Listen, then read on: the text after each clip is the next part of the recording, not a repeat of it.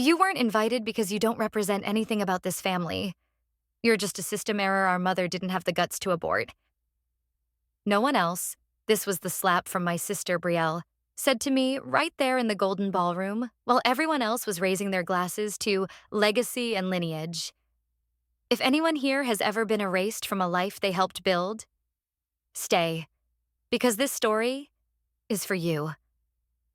The envelope felt heavy in my hand, thicker than it needed to be, wrapped in gold foil like a trophy I was never meant to win. The courier had smiled too widely, perhaps misreading the tension in my face for excitement. I waited until the door clicked shut before I turned it over.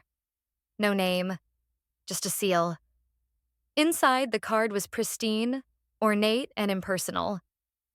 You are cordially invited to the 60th anniversary gala at the Quinn estate. Beneath that, a line etched in elegant script. Margaret Quinn and family. There it was again. That word. Family.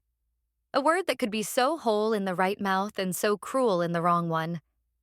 7 years ago, I left that house with a half-written recommendation and a shredded dream. I still remember the look on Brielle's face when she realized the email she'd sent pretending to be me had worked. And my mother? She didn't ask. She didn't want the answer. Now, here I was, seated in chambers above a gray, rain-drenched downtown Newark, the card in my hand and that chill in my chest that hadn't left since law school. I laid the envelope down beside the day's briefings. No name, no seat number, no intention for me to respond. Marcy tapped lightly on the glass door, stepping in with her usual grace and a clipboard hugged tight to her chest. Afternoon docket starts in 40. Do you want a coffee or... She stopped mid-sentence. Her eyes dropped to the card, then to my hand still resting stiff beside it. I saw her make the connection. Cancel everything, I said quietly. She didn't flinch. Marcy had long since mastered the art of silent efficiency. She gave a single nod, turned, and vanished down the hall. The intern, of course, did not. He peeked in less than 2 minutes later, young, overeager, the way I must have looked once. Judge Quinn? There's some confusion about the Lennox case and... Give it to Laura, I said, eyes still on the card. He hesitated. Okay, sure. His voice trailed off like a child who knew better than to push further. The card still sat open beside me like a wound. Margaret's firstborn. That's what the formal RSVP email had listed under guests. Not Madison, not daughter, not even Ms. Quinn. Just a title. One carefully stripped of personhood. I stood and reached for my coat. The city beyond my windows shimmered with sleet and sodium lights, blurry in the late afternoon fog.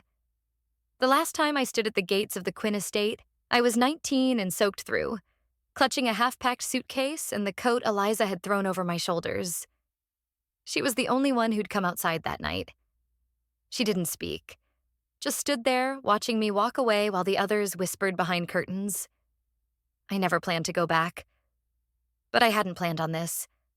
I booked the car not out of spite, not out of some foolish hope for reconciliation. I booked it because some part of me needed to see it, to see what they'd built in my absence, to measure what had been taken. They would smile. They would toast.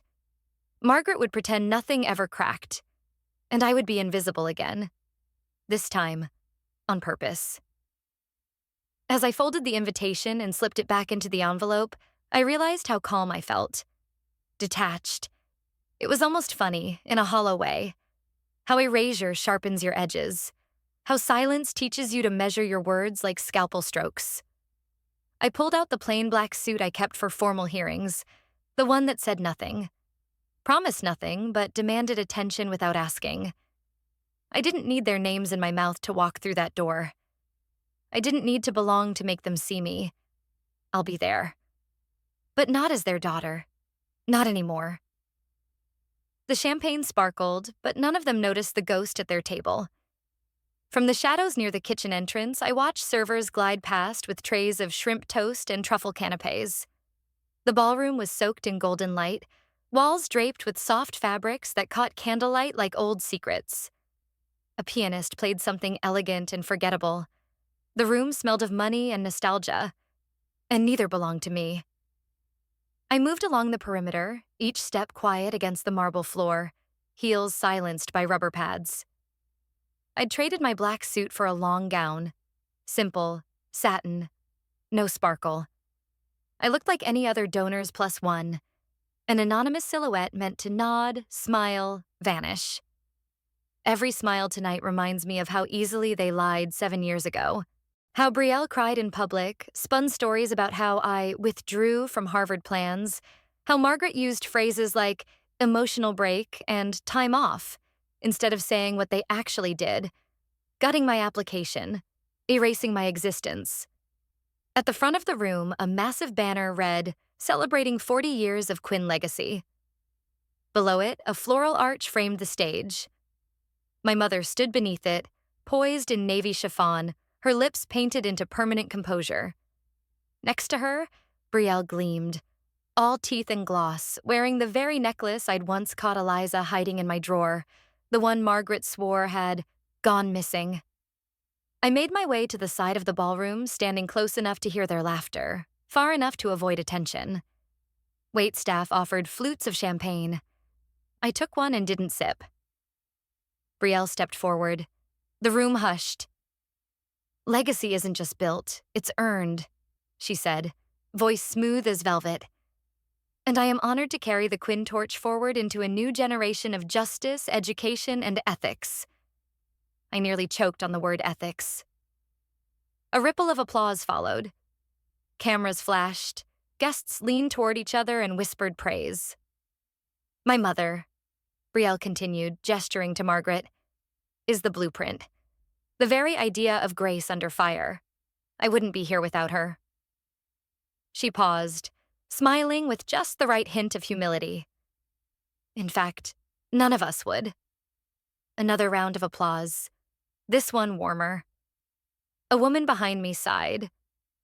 What a mother to raise two such incredible daughters. Two, as if the third had been a fever dream. A line on a birth certificate no one kept. I scanned the tables. Richard stood near the head table, holding court in his tailored tux, his hand resting casually on the chair behind Brielle. When the applause waned, he lifted his glass. To Margaret, and to Brielle, our family's proudest light. No mention of me. Not even a pause to acknowledge absence. He smiled wide as the crowd echoed his toast. I didn't flinch, not on the outside. Inside, I mapped every corner of the room. Exits, allies, threats. When I stepped out briefly toward the powder room, the hallway was quieter, almost sacred in its hush. That's when I saw her. Eliza. She froze, eyes wide. The glass in her hand trembled slightly before she caught herself. "Madison," she whispered, blinking as if I might dissolve under light. "I didn't think—" "I know." She stepped closer, her expression shifting from disbelief to something warmer. In her hand, she held a delicate handkerchief, white with faded embroidery. My initials. "You dropped this," she said softly. "Years ago." I stared at it, unsure whether to laugh or cry. Instead, I nodded. She slipped it into my hand without another word. Her fingers lingered for half a second. An apology, maybe. A quiet tether to the version of the past where someone did care. Back in the ballroom, the speeches had turned to numbers. Millions raised, scholarships funded, buildings renamed. Margaret stood with the judge now, older, firm-eyed, impeccably dressed. Judge Malcolm. I knew him. What they didn't know, what Margaret hadn't noticed, was who he really came to see. She turned slightly, gesturing to Brielle again. "My daughter, a future partner at Wexler and Lowell." He smiled politely, not warmly. Across the room, I lifted my glass, locked eyes with him. He hesitated, then nodded. That was all. No words, no gasp. But it was the first crack in their perfect glass table, and I had the hammer. "She'll always be beneath us," Margaret laughed. Then Judge Malcolm turned. Actually, Your Honor, she outranks you. The dining hall shimmered under too much gold. Crystal chandeliers trembled slightly above us, as if bracing for impact. Dessert had arrived, something ornate with spun sugar and imported figs, but most of it sat untouched. People talked louder now, wine loosening their restraint. The show was over, they thought. Speeches had been made, toasts raised. Now came gossip and deals whispered between spoonfuls of luxury. Margaret had drifted toward Judge Malcolm with the air of entitlement one might reserve for a familiar valet. She was radiant in her artificiality, every strand of silver blonde hair disciplined into place, her posture imperial. "We are, of course, a family of law and order," she said smoothly, brushing a crumb from her sleeve. "Brielle will be the third Quinn woman to enter public service. It's practically in our blood." I leaned quietly against the wall, not yet ready to step into the light. Judge Malcolm stood facing her, nodding with polite disengagement. I knew that look, the way his eyes narrowed slightly when weighing a lie against its utility. I'd seen it in his courtroom more than once. Brielle approached with a champagne flute and a smile rehearsed for press photos. "Judge Malcolm, such a pleasure," she purred. "Mother tells me you clerked under Judge Wexler?" "I just got an offer from their firm." "Is that so?" he said mildly. "I'd love your insight sometime," she added. "Maybe we could—" "Brielle," Margaret interrupted, touching her daughter's wrist with practiced control. "Let the man enjoy his dessert." I saw the moment coming. Not because I had planned every detail, but because people like them always write their own demise. All I had to do was wait. A woman in pearls leaned close to Brielle. "Isn't that your sister over there?" she asked, nodding toward me. Brielle blinked, expression caught between confusion and disdain. "Half-sister," she corrected. "She used to do volunteer legal aid, I think. Some nonprofit work." "That's not quite accurate," Judge Malcolm said.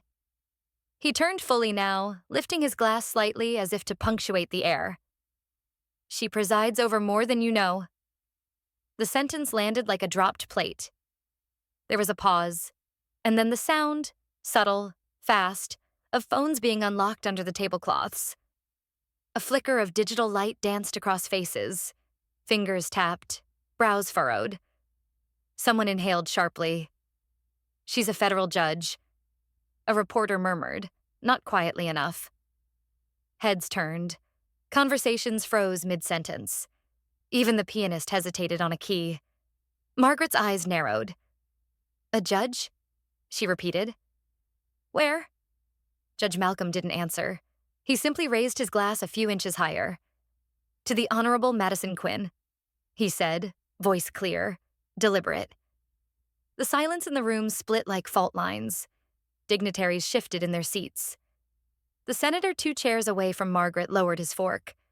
Brielle stared at me like she'd seen a ghost wear her own face. I didn't smile. I didn't bow. I simply stood there, hands folded at my waist, the way I did behind the bench every morning. Margaret's hand twitched. The wine glass tilted slightly, caught in fingers that had never known defeat. And then, crack. The stem gave out under pressure. Crimson spread across the tablecloth like an accusation. She didn't look at me. She couldn't. But I was already walking toward them. They erased my name from their story. So I printed the truth. On paper, in ink, in court. The walls in the conference room were soundproof, but the silence inside felt louder than anything beyond them. A single vase of orchids stood in the center of the table, too white, too sterile. The kind of decor you use to make power feel polite. Margaret sat stiffly at one end, arms crossed, chin lifted in fragile defiance. Richard adjusted his cufflink with nervous precision.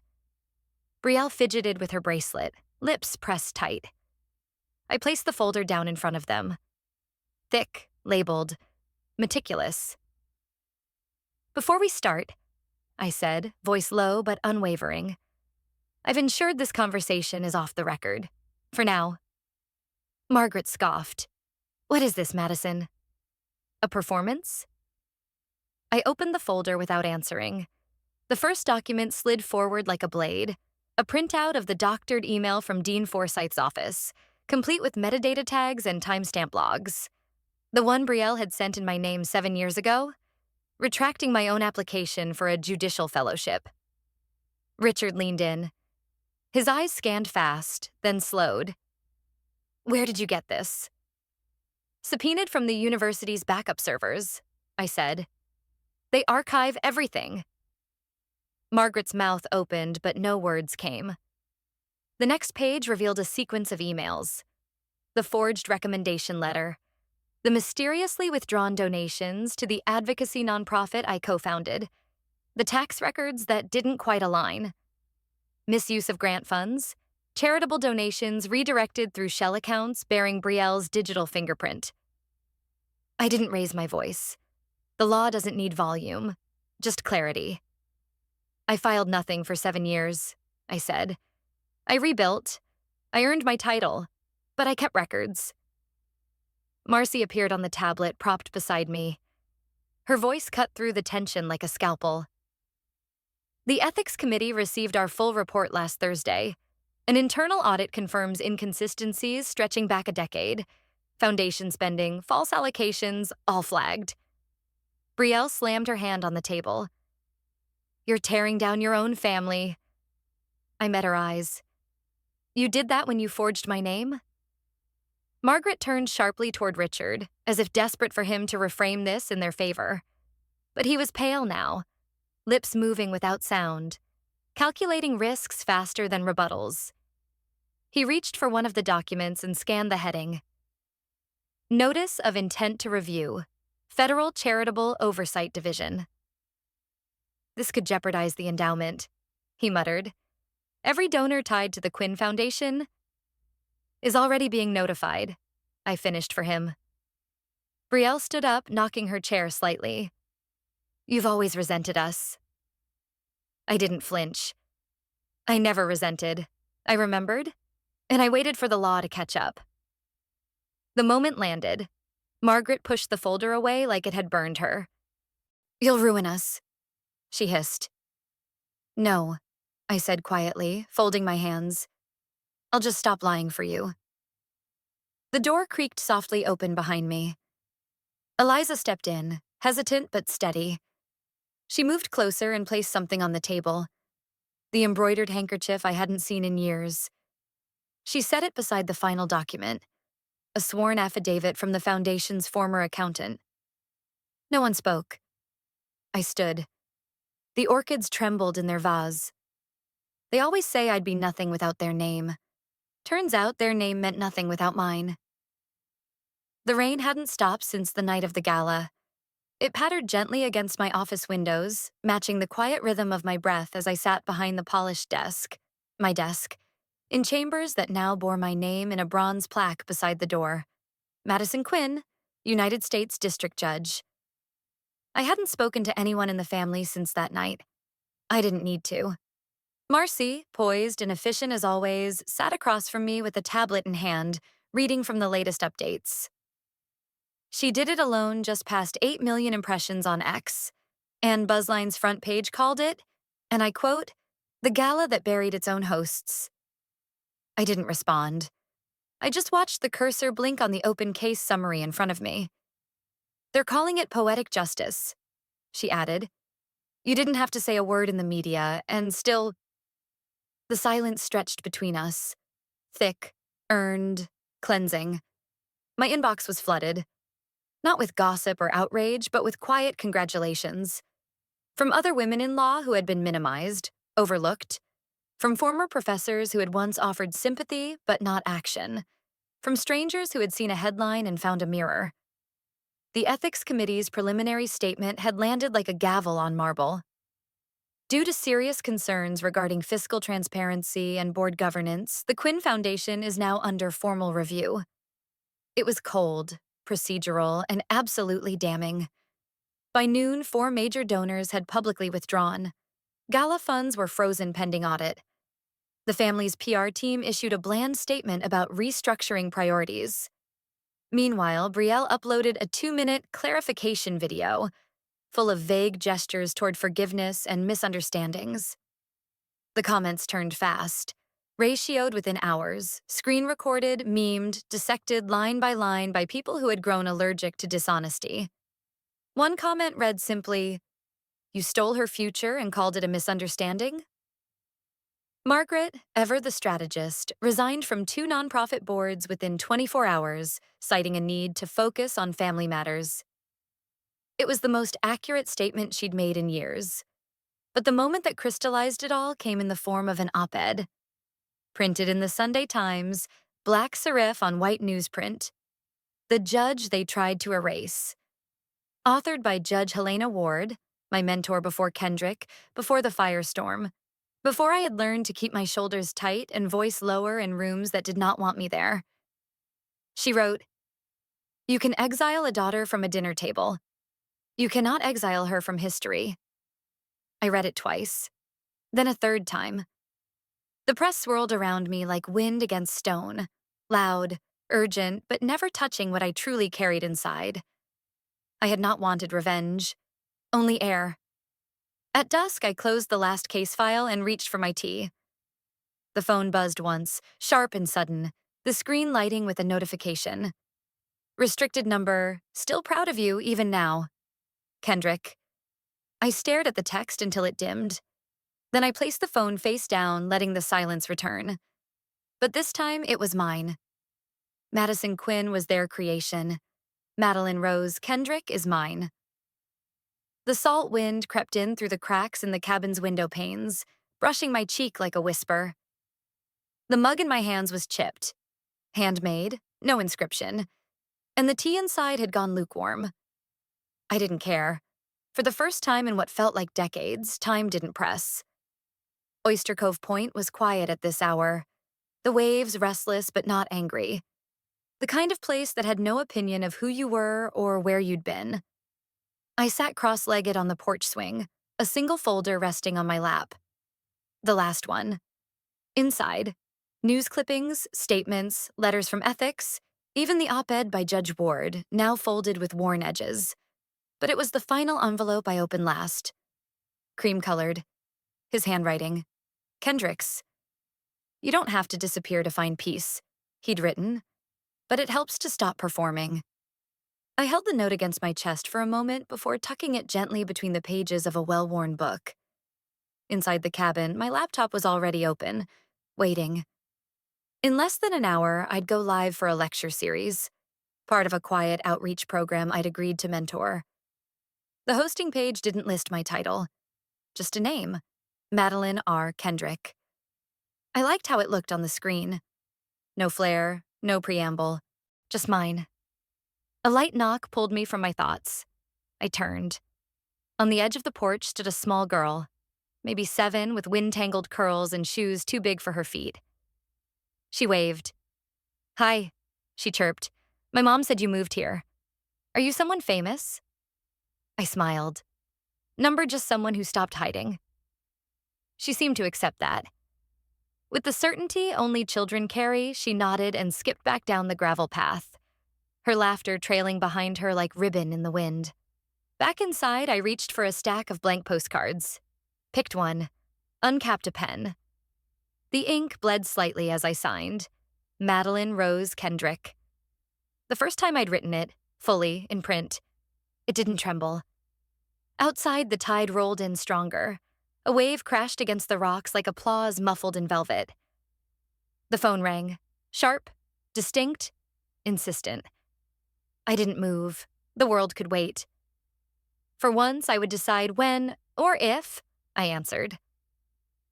The silence I chose wasn't weakness. It was strategy. For years, I carried the weight of a name I didn't choose. Madison Quinn.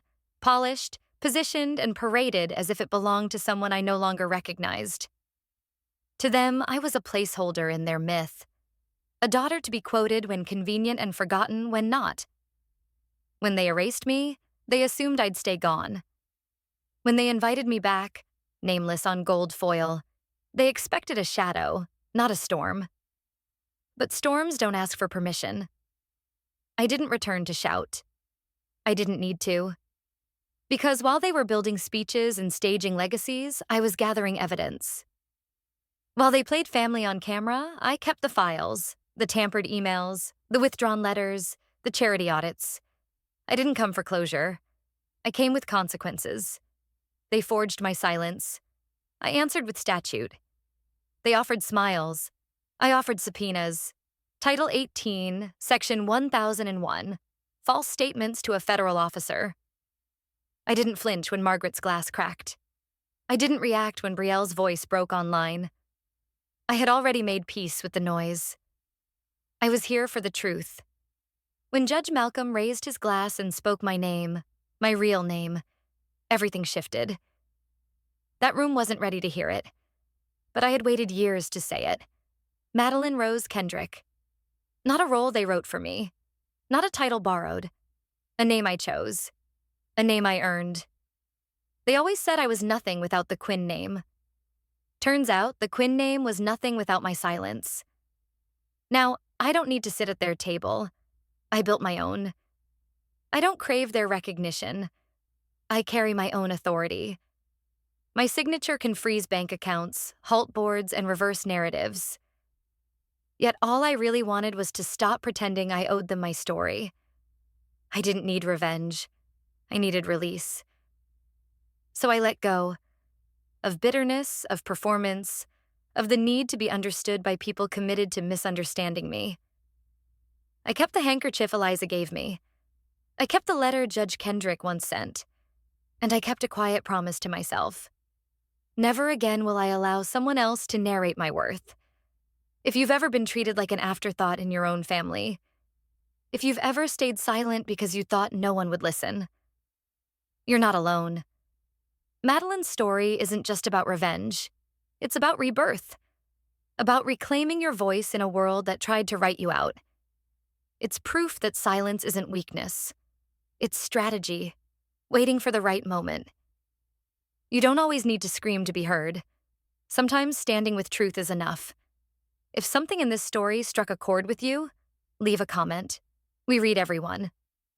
You might be surprised how many people feel the same way, and how powerful it is to be seen. Hit like if this story deserves to be heard by more people. Subscribe to this channel if you don't want to miss the next stories. Because we don't just tell stories here. We uncover betrayal, resilience, and quiet victories that were never supposed to be public. And check out the other videos on the channel. You'll meet characters who dared to walk away from silence and stories that end where no one expected. You've been quiet long enough. It's time your story got heard. Alice, you don't build legacies with code and keyboards. You build them with real achievements, like saving lives, leading firms, making names people actually recognize. You're not a disappointment because you failed. You're a disappointment because you settled for being forgettable. My father's words felt like a slap across the face.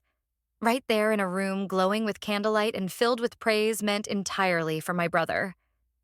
Here, in the very house I grew up in, who among us was made to believe that silence was humility? That staying in the background was some noble choice? If you've ever bowed your head just to avoid being dismissed, ever dimmed your own light because no one wanted to see it, then this story is for you. Here, we don't just hear the criticism. We turn it into fuel. The silverware clicked like a metronome as Linda Harper rearranged the table setting. Again. Across the table, Dad scrolled through his phone with the kind of surgical focus he was famous for. Ethan, of course, had his elbows on the table, laughing at some story only he found funny. I cleared my throat. So, at school, we launched the new student portal today. I built the whole back end over summer. We're already seeing 40% faster load times. Silence.